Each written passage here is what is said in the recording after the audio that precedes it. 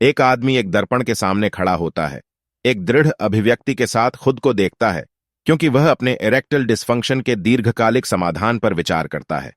Side effect के बिना पूरी तरह से दवा लेना हमेशा एक अच्छा विचार नहीं होता है। यह केवल एक अस्थायी समाधान है। यहां हमने चर्चा की है कि इरेक्टाइल डिस्फंक्शन स्थायी रूप से कैसे ठीक किया जाए, लेकिन उसके लिए पहले हम इरेक्शन के मैकेनिज्म को समझ लें। इरेक्टाइल डिस्फंक्शन में शामिल सबसे महत्वपूर्ण अणु नाइट्रिक ऑक्साइड है। अधिकांश इरेक्टाइल डिस्फंक्शन दवाएं नाइट्रिक ऑक्साइड मार्ग का उपयोग करती हैं। तो यह इतना जरूरी क्यों है? हमारे शरीर में नाइट्रिक ऑक्साइड का क्या कार्य है? नाइट्रिक ऑक्साइड हमारी रक्त वाहिकाओं की चिकनी मांसपेशियों को आराम देता है, जिससे रक्त प्रवाह में सुधार होता है। यह न केवल इरेक्टाइल डिस्फंक्शन के लिए फायदेमंद है, बल्कि यह हमारे पूरे शरीर की कार्य प्रणाली के लिए भी मददगार है।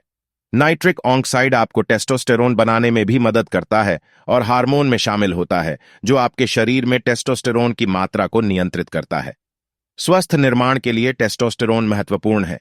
नाइट्रिक ऑक्साइड हमारे तनाव हार्मोन कोर्टिसोल को भी नियंत्रित करता है और नींद में सुधार करने में मदद करता है।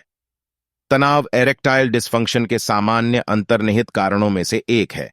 अगर आप तनाव कम कर सकते हैं, तो इरेक्शन की समस्या अपने आप कम हो जाएगी।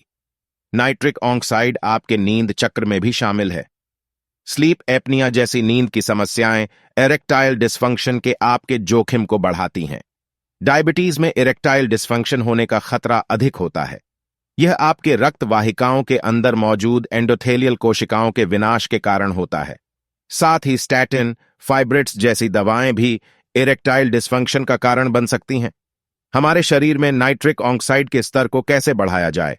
नाक से सांस लेने का अभ्यास करें। नाइट्रिक ऑक्साइड परानासल साइनस में उत्पन्न होता है और मनुष्यों के नाक के वायुमार्ग में लगातार उत्सर्जित होता है। जब हम अपनी नाक से सांस लेते हैं, तो यह नाइट्रिक ऑक्साइड फेफड़ों में पहुंचकर पूरे शरीर में फैल जाता है। करना नियमित व्यायाम है। नियमित व्यायाम के कई फायदे हैं। यह हमारे तनाव को कम करने में मदद करता है, जो इरेक्टाइल डिस्फंक्शन के इलाज के लिए बहुत जरूरी है। उच्च नाइट्रेट वाले खाद्य पदार्थ, पालक, बोक, चॉय, लेट्यूस, बीट्स, गाजर, लहसुन, मांस, डार्क चॉकलेट, खट्टे फल, अनार, पागल, बीज, तरबूज। अगली बात यह है कि चीनी, शराब और तनाव से दूर रहे।